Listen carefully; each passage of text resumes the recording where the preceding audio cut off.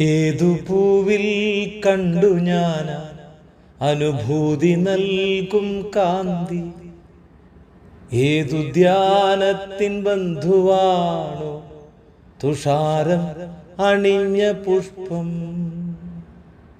ഏതു പൂവിൽ കണ്ടു ഞാൻ അനുഭൂതി നൽകും കാന്തി, അമ്പലമുറ്റത്തെ തുളസിയിടയിൽ തെളിഞ്ഞു നിന്നു ആ പുഷ്പം. അതിൻ ഗന്ധമാത്മാവിൽ ചന്ദനഗന്ധം പോലൊഴുകി.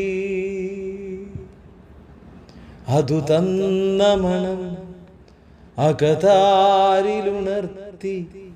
മധുര സ്വപ്നങ്ങൾ വിരുന്നുകാരായി. അധരമറിഞ്ഞീല പൂന്തേൻ മധുരം, മയങ്ങിപ്പോയതോ പൂമണത്തിൽ. പൂമണത്തിൽ മയങ്ങിപ്പോയതോ പൂമണത്തിൽ. രചന ഷീന ശ്രീജിത്ത്.